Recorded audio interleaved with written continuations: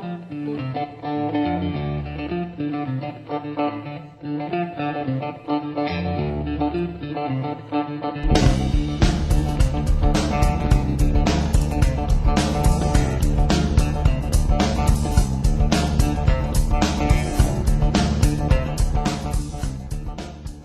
and welcome to Cafe Community. We're so glad you can join us. I'm your host, Cheryl Noble.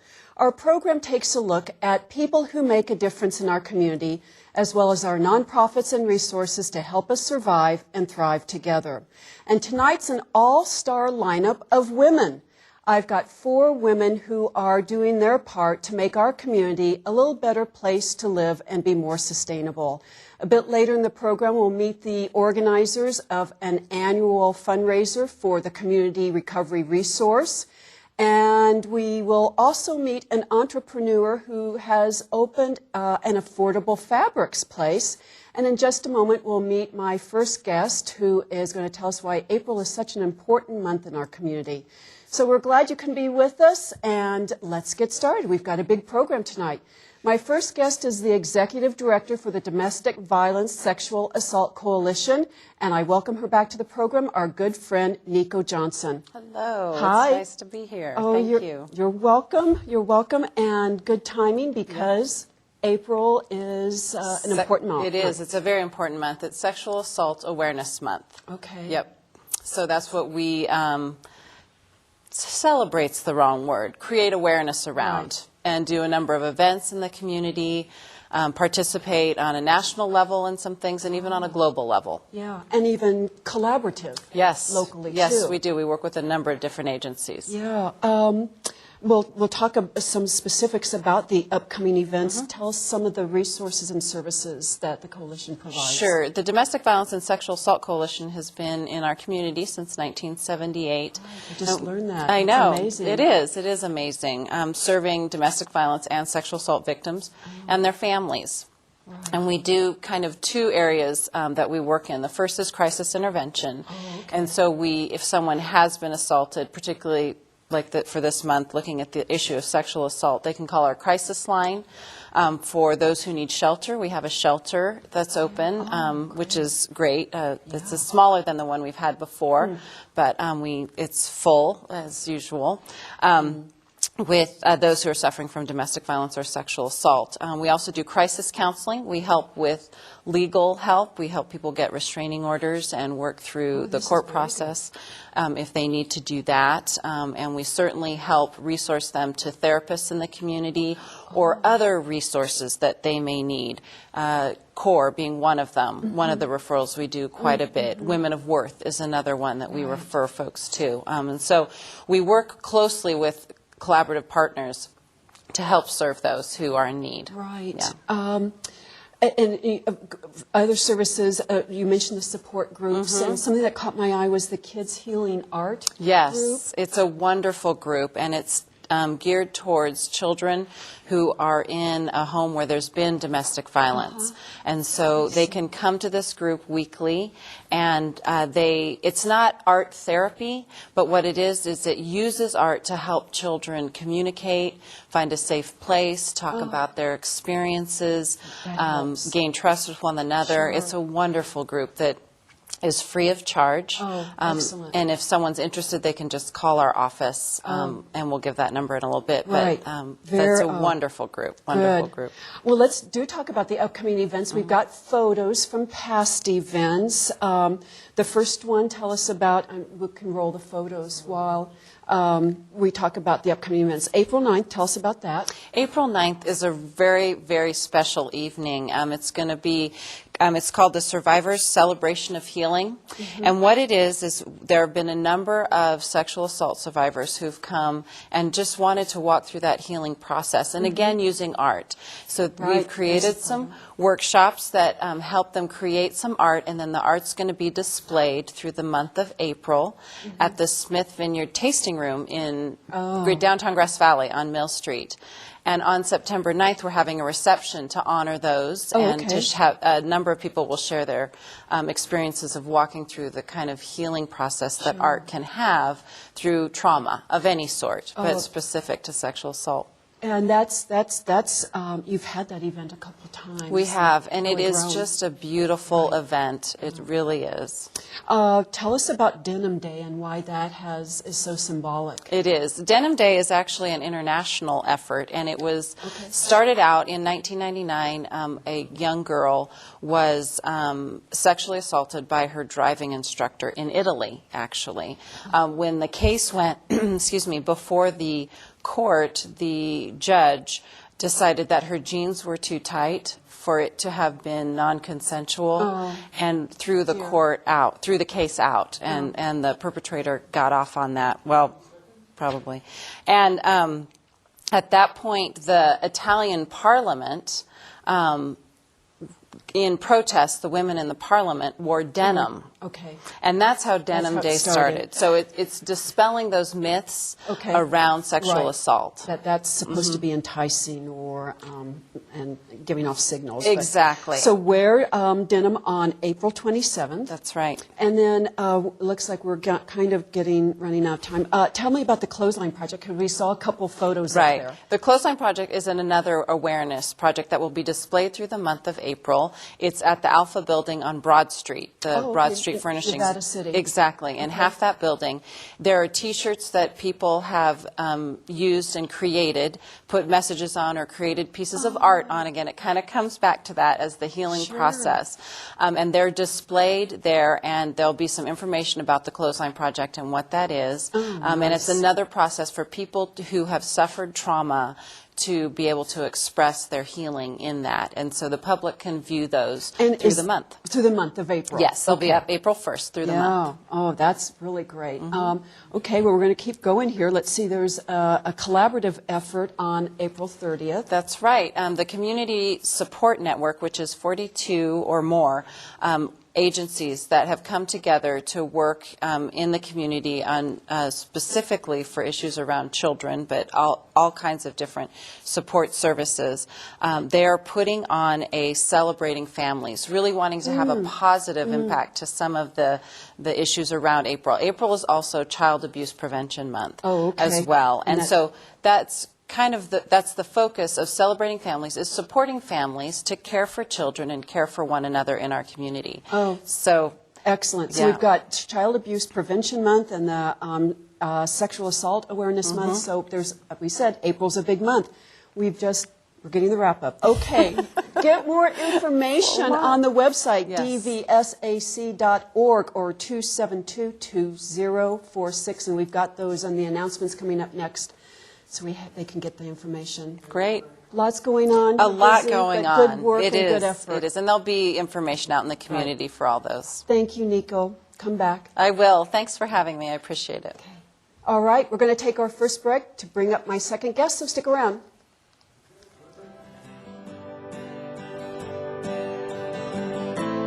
And I know that place for me is close to you. It happened so easily, so please don't make me wait. Let love radiate. Let love radiate.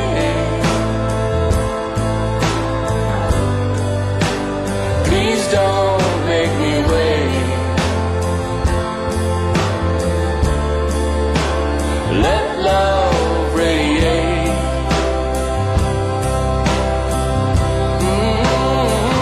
All right now.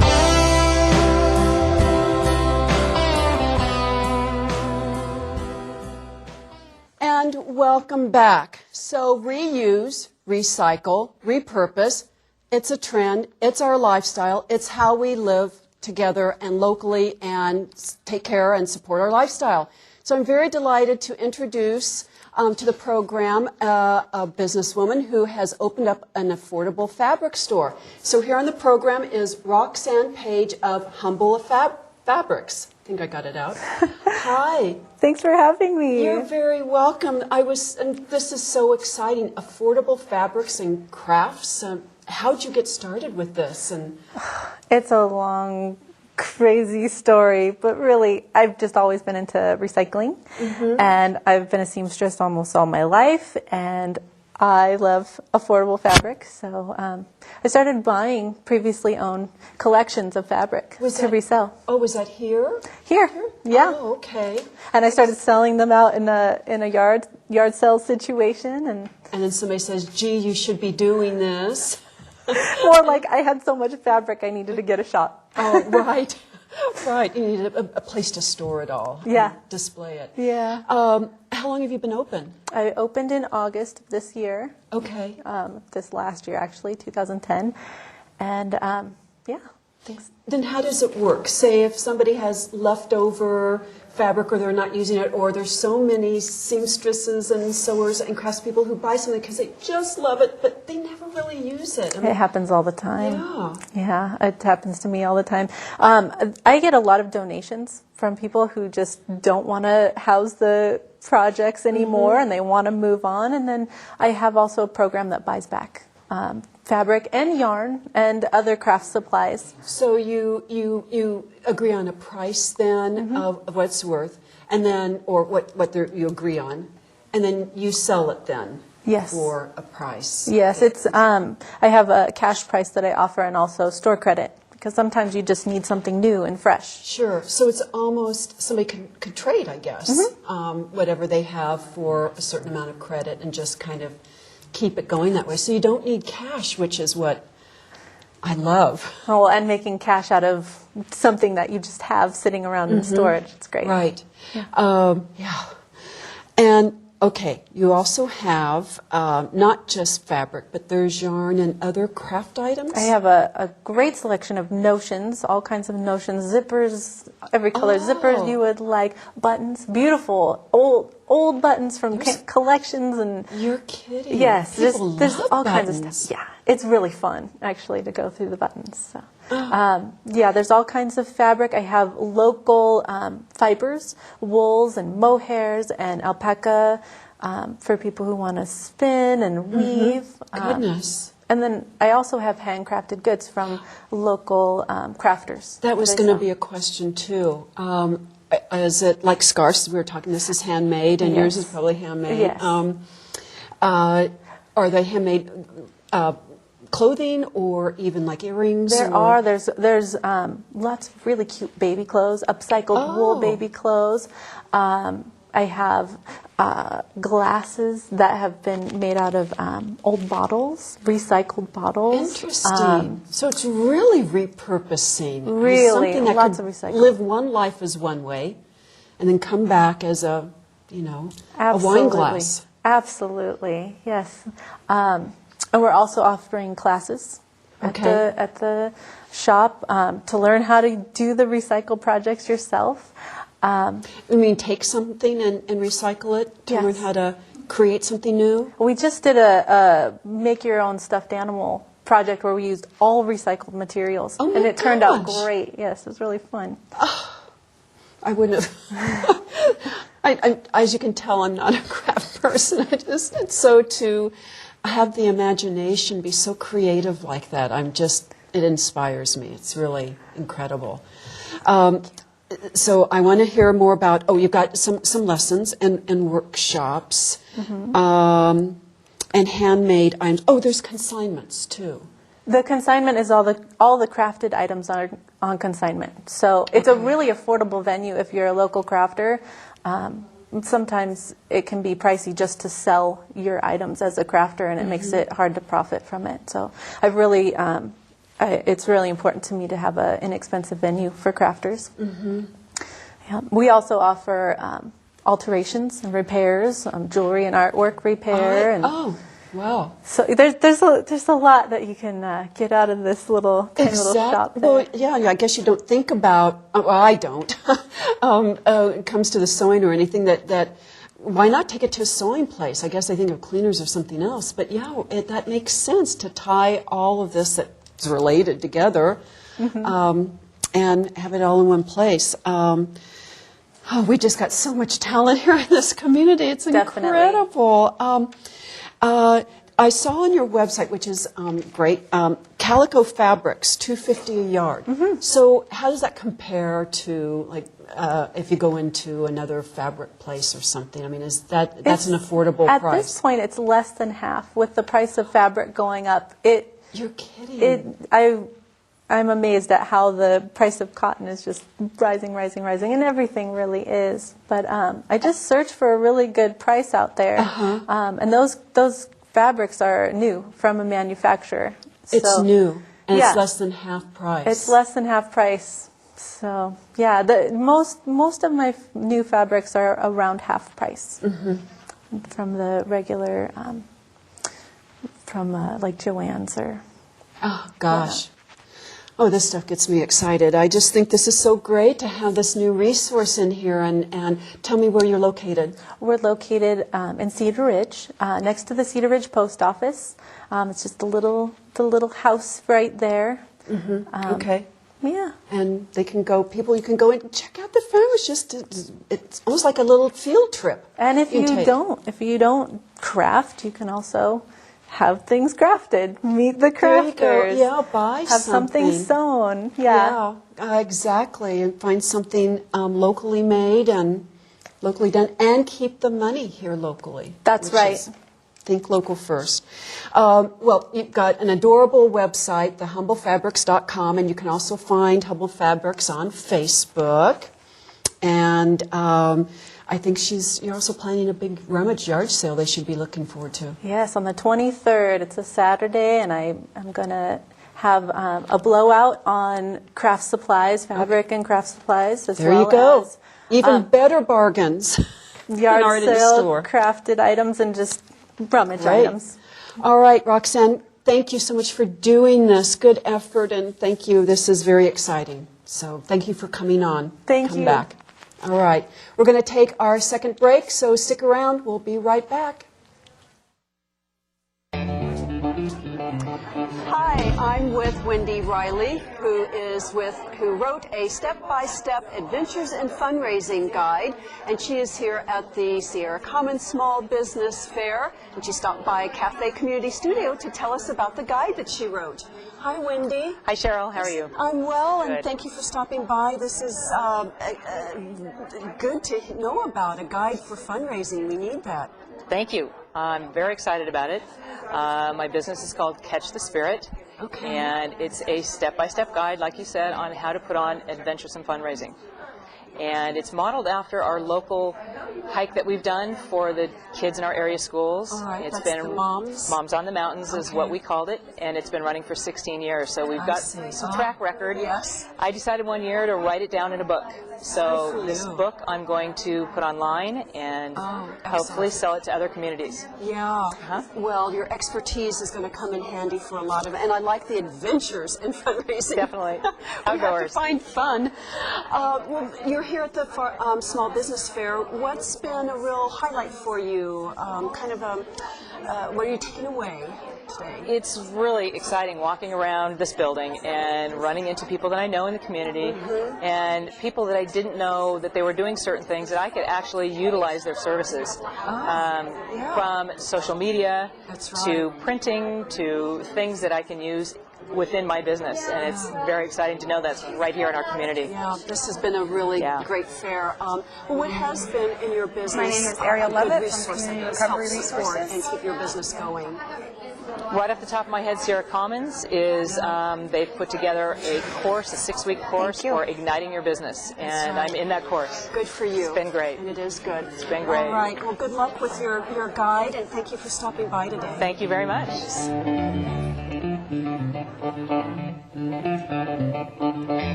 Welcome back. My third guests tonight are organizing a very important fundraiser for the Community Recovery Resources.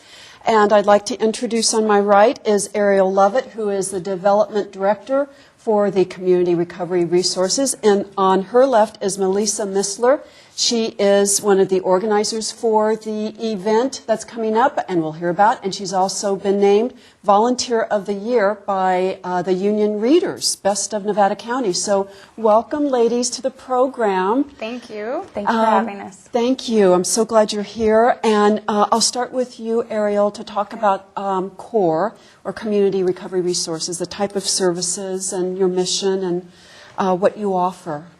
So Community Recovery Resources has been serving Nevada County continuously since 1974. So again, like More. DPSAC, pretty incredible that nearly Long-term. 37 years of providing a full range of programs and services to prevent and treat substance abuse and related behavioral health issues. Right, and I was looking at your website too, and there's just so many variety of services, even like parenting, I mean, educational classes and counseling. I saw like a men's group, you know, you don't think of that, you know, to have a group for them. Right. Well, we've learned, I mean, as we know, substance abuse really touches every aspect of people's lives, and our mission really is to be able to strengthen people and strengthen families so that we can overcome that and continue to have strong, healthy, I loved how you said, surviving and thriving families in our community. And so that means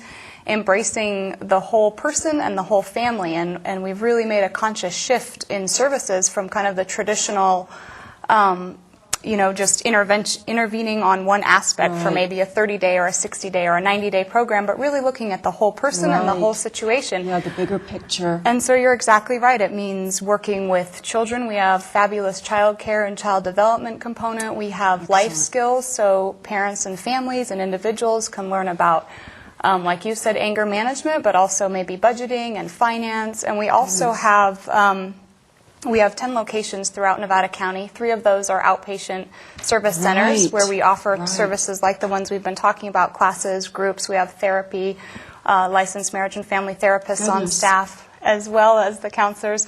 But also, we also have homes. We have a beautiful residential home for women and women with children, which is exciting because we're celebrating the 10th anniversary of that. It's Hope House, and a beautiful Victorian home where women and children have been able to live and heal. And then we also have 7 transitional homes as families are kind of getting on their feet.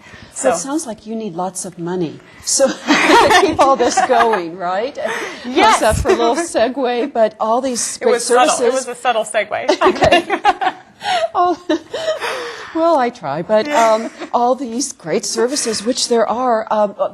Melissa, you're one of the organizers and volunteering for the Runway for Hope, which is coming up. Tell us about that, because it's an annual event. Yes, this is the 12th annual event. Oh my gosh. This is the first year that I've been involved, though, and so I'm very excited to be a part of it. And I'm doing some of the background paperwork, working with different models and different stores that are providing tickets. And so the tickets for the event are actually going to be available at CORE, at my shop, which is M3 Mall on South Auburn Street. It will also be at Top Drawer and at Wildside. So we're really hoping to get tickets sold for this event so that it will be fabulous, so we can earn the funds for all that CORE is doing for this community. Right. So the tickets are just $25, and the event is Saturday, April 16th, and it starts at 11 a.m., and it's at the Alta Sierra Country Club. Okay. And it's a fashion show, right? I mean, that's where we get the runway. And I think we have a couple photos that you had sent over Yeah, we might from have a last brochure year. photo. A couple of the models. So there's the actual flyer. Save the date, April 16th. So, Melissa, tell us about it. It's a fashion show, and who are some of the merchants or retailers? Some of the retailers actually include Yuba Blue, Mill Street cool. Clothing, Oh, nice. Judy's, Top Drawer, Wildside, the Cotton Field, and Mountain Recreation. And Oh, so gosh. we are just so honored to have a community that is so supportive and coming together in a collaboration for this event.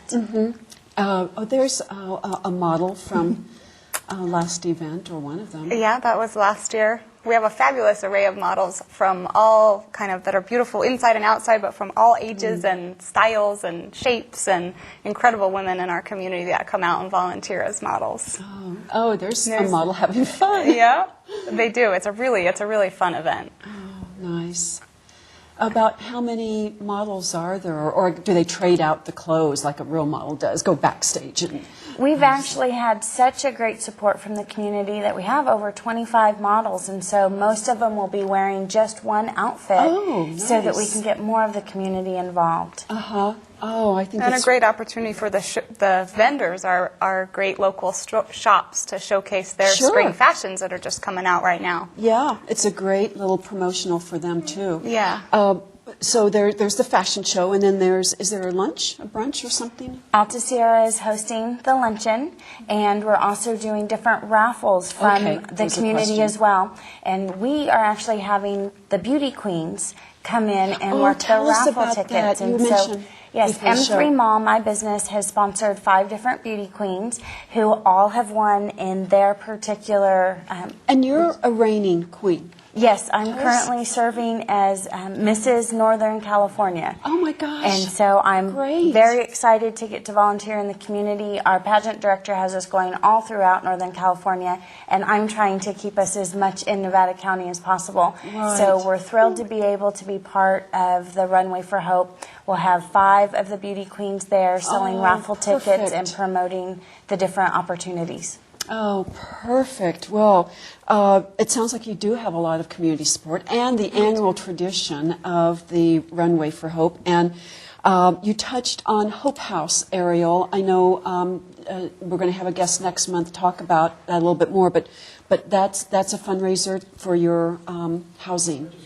Was that? Yeah, so the Runway for Hope certainly does. It benefits our programs for women and women with children. And Hope House is a residential program for women and women with their children. And like I said, it's the 10th anniversary of that program. And so, yeah, this is a fundraiser for that. Oh, the Runway is. The Runway for Hope, and Hope House is not a fundraiser. It is a place. It's an incredible place. Yeah, I it's an see. incredible residential home for women as they're healing from Right. substance abuse, and that can actually accommodate up to 2 of their young children can live with them as well. So that was opened in Nevada County 10 years ago, and is the only thing like it. So it's really an incredible resource, and we're like DVSAC, kind of fortunately and unfortunately, we're full, and Yeah. that's great because it really is a step toward healing and keeping those families together, and then mommies are nurturing their own children. Well, lots of good work and good services. So thank you both. Thank you, Melissa. Thank you, Ariel, for Thank coming you. on. It's going to be a success, I can tell. And we've run out of time. So thank you so much for coming on, and thank you for being with us tonight. We'll see you next time. Have a good week.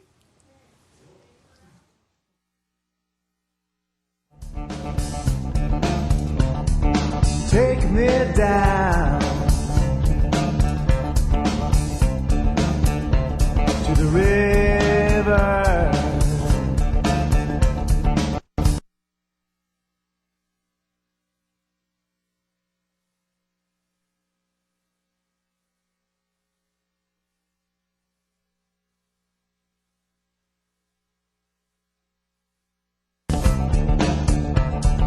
Take me down today. Walk me down.